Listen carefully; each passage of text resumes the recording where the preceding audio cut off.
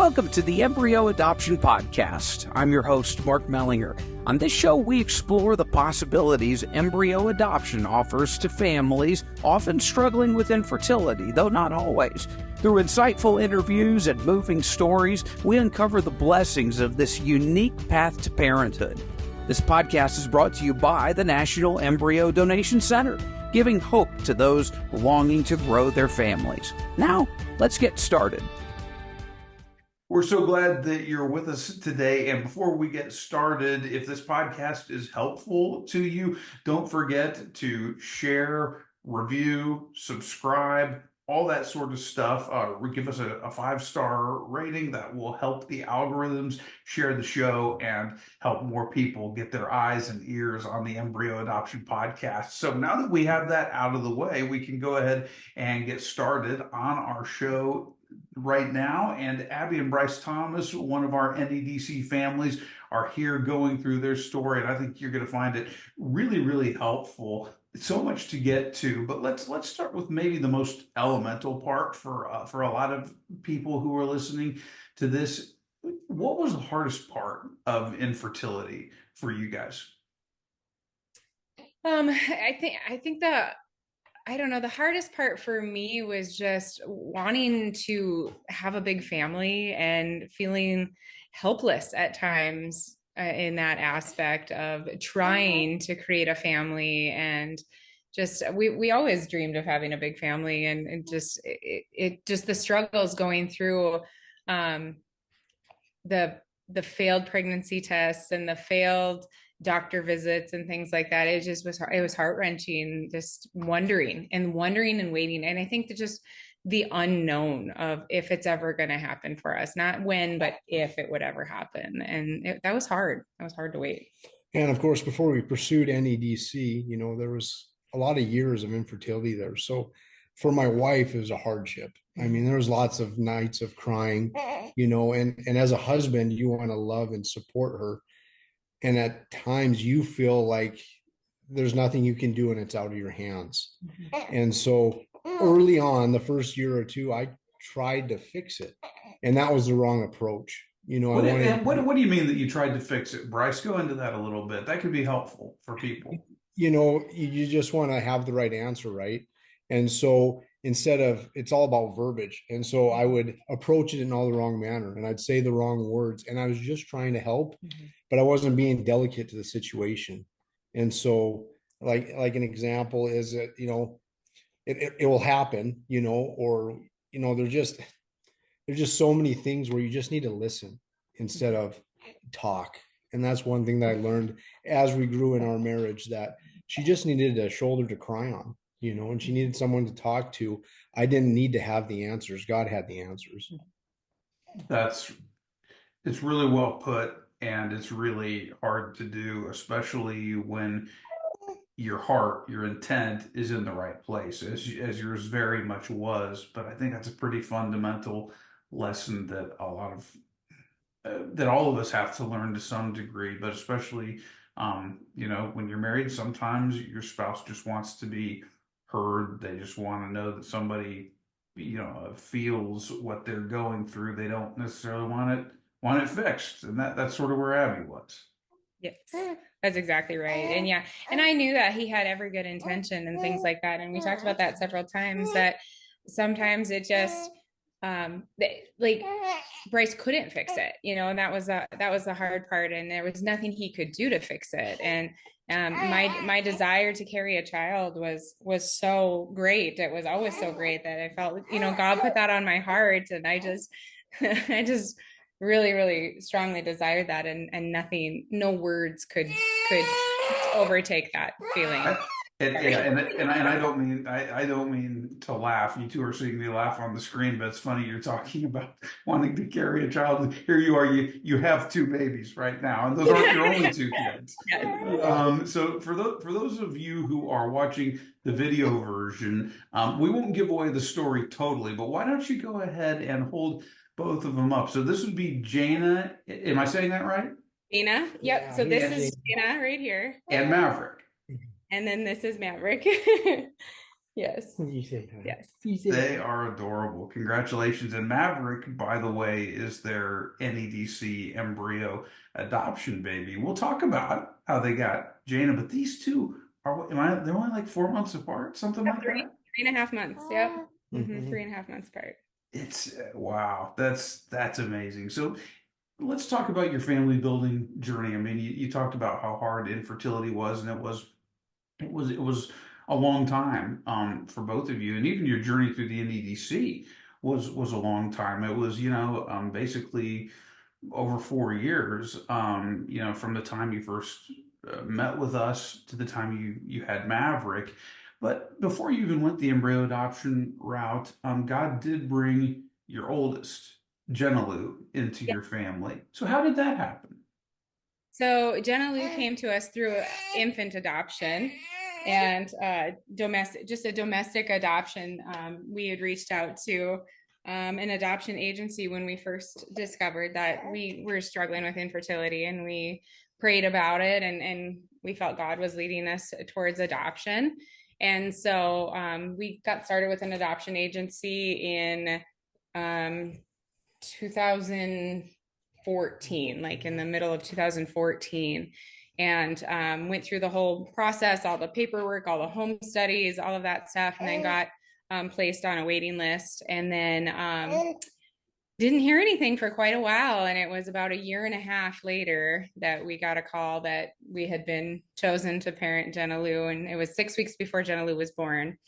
And then we got to be there when Jenna Lou was born, and I got to be in the delivery room when Jenna Lou was born, and so got to bring her home from the hospital, and so our journey as a family began there. And then from there, that's where the NEDC kind of came into play a few years later. It was a few years after that we kind of started talking. Well, we just feel a calling to have more children, and what was our path going to be on that. And it was about 3 years later that we decided, are we going to go back on an adoption waiting list? Or I still had such a strong desire to want to carry a child. And so I had actually learned about, not necessarily the NEDC, but just about embryo adoption from my college roommate had told me about it after Jenna Lou had been born. And so I started doing some research and came across the NEDC. And so Bryce and I talked about it and prayed about it, and felt like God was calling us to embryo adoption. And so we began the process in August, I believe. Well, it was December of 2019, I think. Yes. Yeah. Yep. And so we ended up doing our first transfer in May of 2020. And yeah, that's where our journey began with the NEDC. Mm-hmm. Was that and correct me if I'm wrong, but if memory serves, you spent the night in the car on the way to your transfer? We did, yes. So we drove from North Dakota to Tennessee, and I think we did it in 2 days, right, on the way down there. And so, yeah, we were going to drive as far as we could until we couldn't drive anymore, until we got too tired. And so, yeah, we spent the night in the car at a gas station or a truck stop, like actually somewhere along the way. I don't remember where it was. It was a long ways, and it was a real restless night. And Abby spent all this time. She made custom curtains for every window so that to keep the dark out. Well, it was freezing cold that night. Yeah. And so that's part of the reason why we made it in 2 days, is because like there's no way we're not doing this again. Yeah. No way. So we drove like 17 hours the next day to get all the way to Knoxville. Oh, that is such a long journey, and I think you're the only family I've heard of that spent the night in the car before coming for your trip. Would you recommend that for other people? No. We did not do that for the next 2 transfers that we had done. No, we did not do that. Makes a good story. Yes. Yeah. It's a great story. It shows how dedicated you were. Bryce, were you hesitant at all with the concept of embryo adoption? I mean, what did you think when you first heard about it? Well, yeah, I mean that was something that you don't hear much about with the embryo adoption and what it was all about, or snowflake adoption. But as Abby led me, and spoke to me about it, the idea of adoption, of course, is pretty near and dear to our heart. So, these frozen embryos, they deserve a family too. And so I thought that, wow, what an opportunity, and what a way that we could bring life into the world that is not the normal way of pursuing it. So I thought it was very cool. I thought it was a very cool idea, and I was on board 100%. And now you're holding your embryo adoption son in your arms, for blows those of you. It blows the whole journey blows my mind. Yeah. If you can see the video version of the podcast, you can see that, and it looks like Maverick's smiling now. He's having a great time. Yeah. It was a journey though to get to him. One thing we don't ever want to do with the NEDC is approach the subject through rose-colored glasses and not go through some of the difficulties, some of the unpleasant things that could happen. Failure can be a part of this journey, and it didn't happen for you two immediately. Go ahead and unpack your NEDC journey, because even though God brought a great result, it was a long one. It was very long, and it was very difficult at times, to be perfectly honest. Yes. And you're right. So yeah, we had our first transfer done in May of 2020. And I had 3 embryos transferred on that transfer, and we were looking forward to it and so excited. And I mean, honestly, that wait, I've told Bryce this all 3 times, that wait from transfer day to your first pregnancy test is the longest wait. I mean, it's hard. It's hard. And unfortunately, on that transfer, 3 embryos transferred, my first initial pregnancy test came back negative. And I was pretty heartbroken on that. This was my first opportunity. I'd never seen a positive pregnancy test in my entire life. And I thought this was going to be different. I mean, and we really felt like God was calling us to this. And so to see that come back negative was heart-wrenching. And, it brought up the questions as why, why do you feel called to do this? And then you get this result. And of course, we just went to prayer, and, we always stayed really true to our faith, but that doesn't mean that there wasn't human emotions and hard times of just having real conversations with God, with each other. Do we do it again? Are we really hearing God correctly? We, again, after that point, I still felt such a desire to carry a child. And I will say too, God had completely taken away my desire to have biological children at this point. When we first got married, I always thought we would have biological children, and I desired to have biological children. As soon as we went through the adoption process with our oldest, Jenna Lou, God completely took that away from me. And that's the only way that I can explain that peace that he's given me, is that it's just straight from him. And it's not about, for us, we learned it's not about our biological children. These are God's children. And he's blessed us with getting to spend time with them here on this earth, and getting the privilege to be called their parents here on earth. But they're his children first, regardless of where they come from, And so, so we prayed about it, and we said, well, let's try it again. And so we actually got going with the process pretty quick again. We had to find new donors and things like that. So we went through that process again of getting matched and creating open donation agreements and things like that. And we actually had our second transfer done at the end of September of 2020. So pretty quickly. And that one, they transferred 2 embryos. I had 2 embryos transferred that time. And again, the wait period was excruciating, but for the first time in my life, I saw a positive pregnancy test. And I was so excited, and we both just broke down, and we were so happy, and just praised God, and just thought, this is why now we see it. And so we continued on, and unfortunately within a few weeks found out that I had miscarried. And so that was a really, really hard time for us, for me especially, and for Bryce as well. But that one was really difficult. And again, I didn't understand why. I had no idea why that had happened. I thought, oh, this is it. This is why God called us to it. And then it was just questions, And so we talked again, and we still just desired to have a bigger family, and we're hoping for more kids. And so we decided at that point to get back on our domestic adoption waiting list. And so we went through that process again with the same agency that we had used with Jenna Lou. And then it was silent for almost 3 years. We had nothing. And that was hard. That got long at times. And I had looked into different adoption agencies, like a national one. We hadn't really gone back to embryo adoption yet. We hadn't ruled it out. I don't want to mean to say that. Right. We hadn't really brought it back into the conversation, because I went through a major grieving process.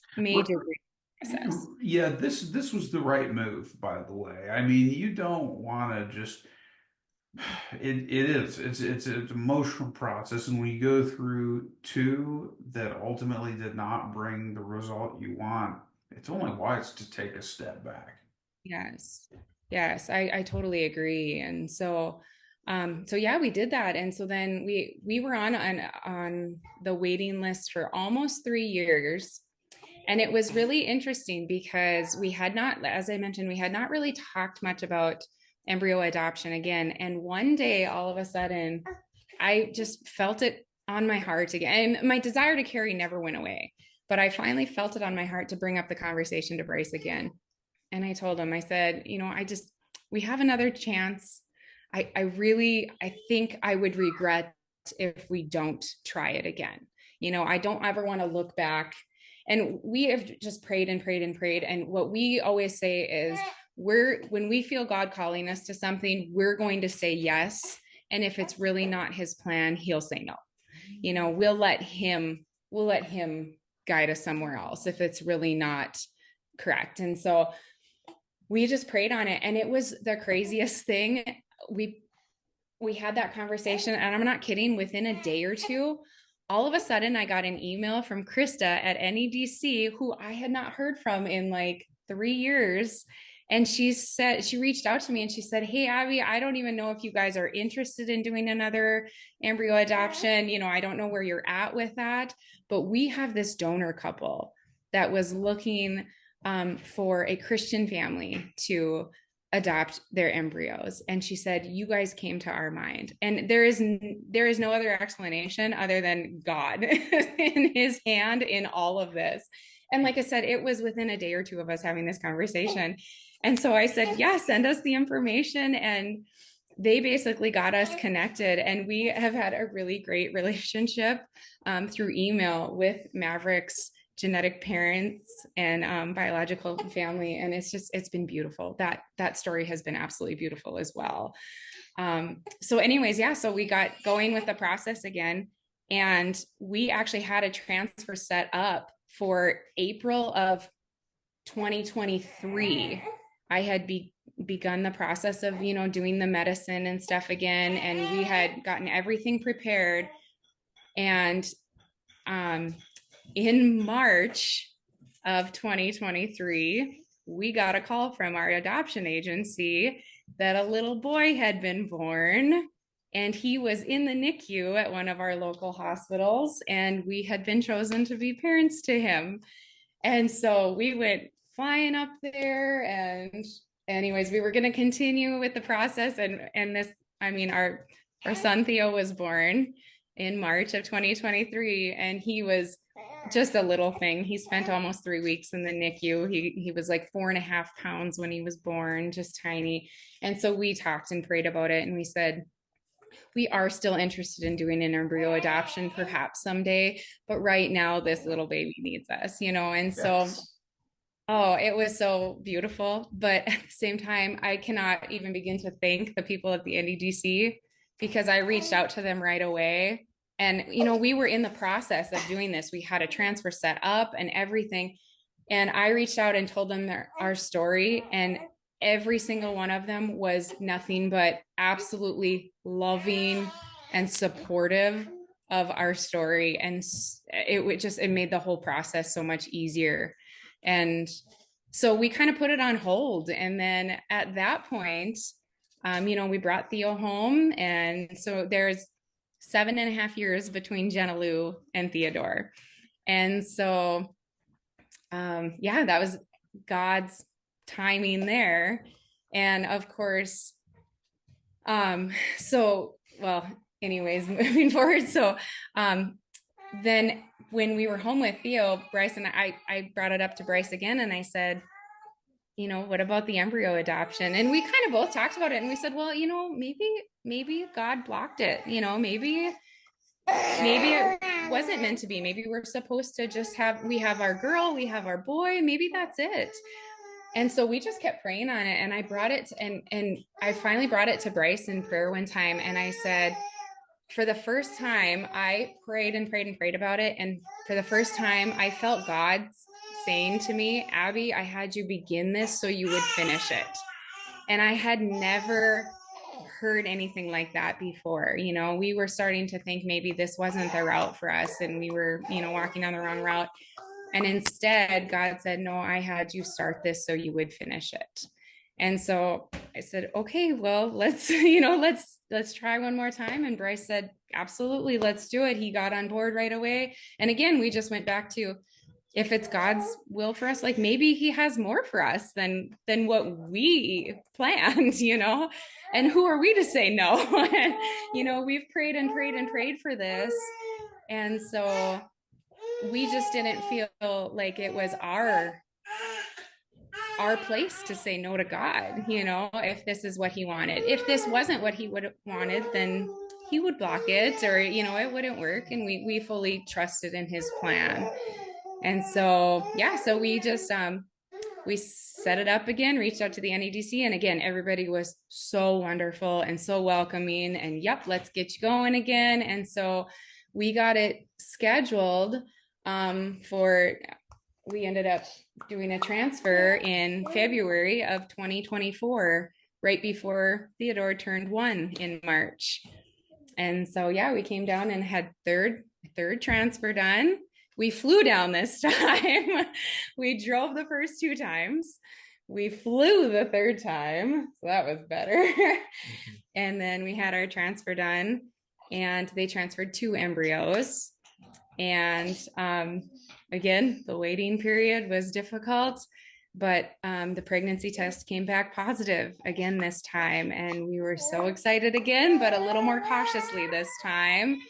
And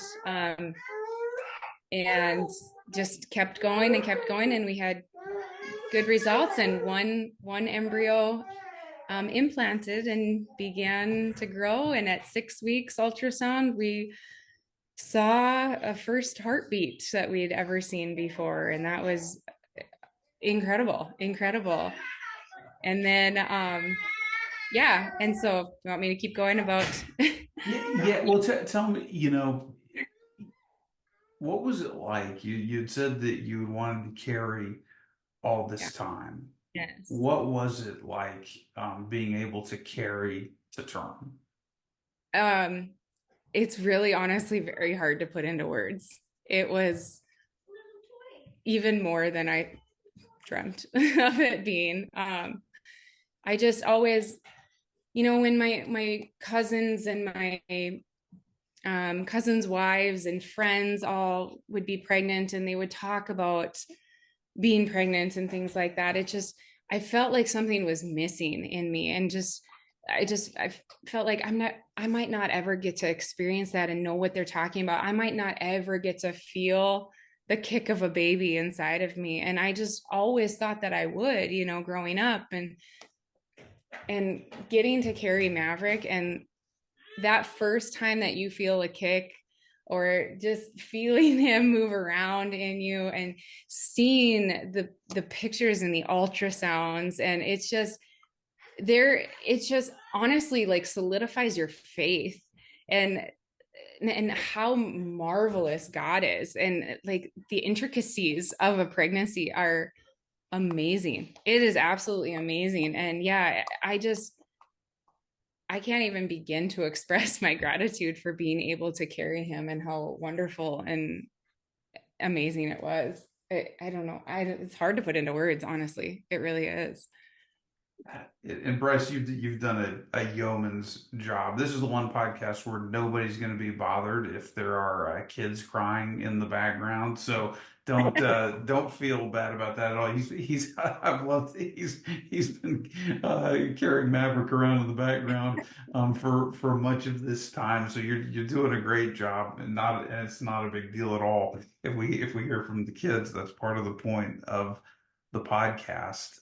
But it wasn't just Maverick coming into your family here. So add the Jaina component so we can get a fully orbed view of how your family came into being. Sure. So I had the transfer done in February, and we were doing ultrasounds and things like that. We had not told anybody, with the exception of our parents, basically, and his brother and sister. We had not told anybody because we were, again, pretty cautious on just because of our previous history and things. And in April of 2024, I was about 3 months pregnant, two to 3 months pregnant. Bryce called me at work, and he said, "Do you have a minute?" And I said, "Yep, I'm on break." And he said, "All right, you might want to sit down." And I said, "What's going on?" And he said, "We just got a call from our adoption agency," which we were not on the list for anymore. We had not reapplied for an adoption or anything because we knew that I was pregnant. We had Jenna Lou and Theodore. I mean, we weren't planning on it at this point, doing anything more with an adoption. And he said, our adoption agency just called and said that Theodore's birth parents are pregnant again and expecting. And they reached out to our adoption agency and asked if we would parent this little baby that was expected in June. And so Bryce said, and like I said, we had not told anybody other than our parents that we were expecting. And Bryce said, well, I'm going to have to call Abby and see, and tell her. But he said, I do need to tell you, though, that Abby is pregnant. And so we didn't know if that would affect anything and stuff. And so they said, no problem. That's fine with us. We think you guys can handle it. And we thought they were excited about it because sorry. Oh, do the transfer. That's no problem at all. Switched kids here. Thank you. And so they wanted to choose us to keep Theodore and Jaina together as well. Yes. Theodore and Jaina are full biological siblings. They have same birth mom and dad. And so so we quickly went through the whole adoption process again with all the paperwork and the home study and all that good stuff very quickly. Yeah, but can I interject? It's just amazing how cool birth parents and expectant parents are. I mean, selfless, honestly.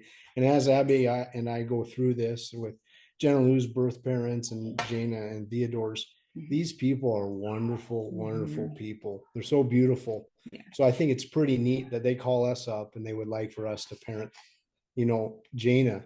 And so what just a shout out to all birth parents and expectant parents, because, sometimes they're overshadowed by the adoption journey, but they are beautiful people and they deserve a lot of love and a lot of prayer because what they're doing is not easy. Yeah. And it's all about the kid. Yeah. It's all about the child. So what a selfless act that they're doing. That is an excellent point, Bryce. And I'm glad you brought that up. And do you still have a relationship with the biological parents of Theo and Jane? Yeah, Mhm. we think the open adoption is super important, Mhm. and we think because it is all about the child, right? And we don't Yep. want these little ones to get older and not know. And so Abby's done a wonderful job with Jenna Lou, teaching her and telling her about her birth mom, and we've met a couple times, Yeah. and so that's been healthy for Jenna Lou too. Mhm. And so they deserve that time. Yeah. They're part of the story, right? It's not like they're just erased from the story. The children is up for adoption and placed with the family. So that's one thing that, we're very extremely grateful for. But yeah, and we keep up to date with emails, with Theo's and pictures. Mhm. And we do our best to, do it a couple times, 3-4 times a year. Yep. And then if they want to meet too, we'll set up meets. But we leave that up to the birth mom and dad because, their feelings, we want to make sure that we're right with them. Yeah. And will it be the same way with Maverick's genetic family of origin?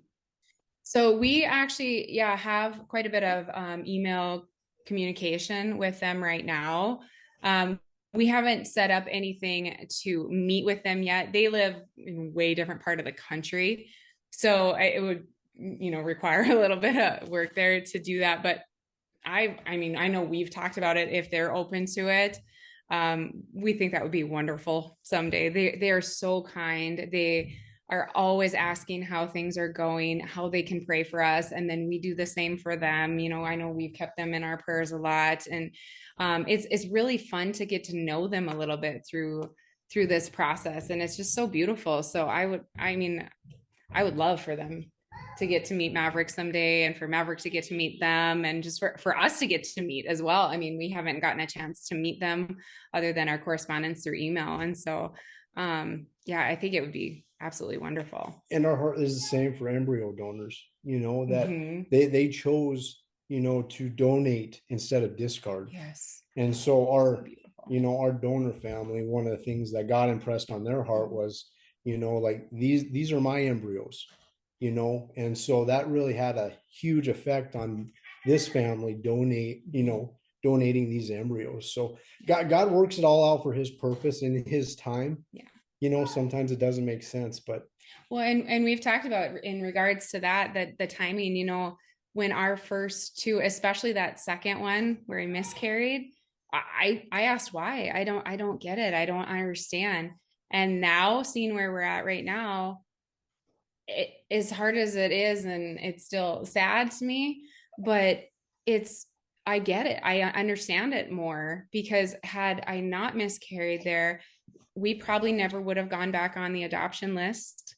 We probably would have never been placed with Theo, which means we would have never been placed with Jaina, and so it's all God's timing. Like the children that he had planned for us, that's the way that that's the way it had to go, in order for it to work out for his plan, not ours, but his plan. And it's so much better than anything that we had planned. And that's key, because as humans, we want to make it about us instead of about him. Yeah. So as soon as you open up your hands and say, God, it's your plan, not ours. And the yes to the no is super important, to just say, we're going to step forward. Because if you stay in the same spot, so you're going to miss out on some opportunities. Right. You really are in life. And so we're just extremely grateful for everything, because he's also working stuff out on the inside of us through all of these trials, and we're getting perseverance, and that perseverance grows character and hope. And so it's just showing us how good God is through everything. It just shows that he's with us, and he has a heart for his people. He really does. Yeah. I don't think I could put a finer point on it than that, Bryce. Bryce and Abby, so well said. You've done such a great job telling your story. You ended up getting the large family, getting to carry, but God had his own way of doing it. And I love the takeaway that you said, and it really doesn't matter whether your child is adopted, biological, whatever. They're his children. He gives us to them however we get them to steward. I appreciate you both making that point. Yes. Yeah, it's our pleasure. Yeah. Well, we are just thrilled for you. The kids, the two that we've seen, are adorable. I'm sure the other ones are too. And you guys have a busy household now, but it's a happy household and a bustling household in a really good way. And we just couldn't be happier for you. So thank you so much for taking the time. Thank you so much for having us. We really appreciate it. And thank you, Mark. Thank you, Linda, Dr. Keenan, Krista. You guys have been so sweet on every level. And that relationship, you guys genuinely care. Like when we come down in person, it almost feels like, wow, I feel like family. This is neat. So you guys help so much in what you guys do. Yes. I remember seeing you in the hallway after several years. I'm like, they're back. That's awesome. I couldn't believe your memory. We said that same thing. Yeah, we were so impressed. You're so kind, and it's just always made us. It's funny, isn't it? Always made us feel welcome, and that we mattered, and that it just meant a lot to us that you guys cared, and the hugs that we received, and just. Yeah, we just really, really felt seen by you guys. Well, it's all about every human being an image bearer of God. And that's not only the values that we bring to the transfer themselves, but to the relationships as well. And man, what an honor and a blessing that is. Well, congratulations again. And don't be a stranger. We'll look forward to maybe seeing the family in person when the kids get a little older. That'd be wonderful. No road trips. We'll fly. Thank you so much for listening to the Embryo Adoption Podcast. I hope you enjoyed learning more about this life-changing option for building a family. Hey, if you or someone you know could benefit from embryo adoption or donation, visit embryodonation.org to get started or just to find out more. Again, that's embryodonation.org. And don't forget to spread the word, rate, and review us on your favorite podcast app. Join me next time as we continue sharing inspirational stories of the embryo adoption journey. And until then, take care.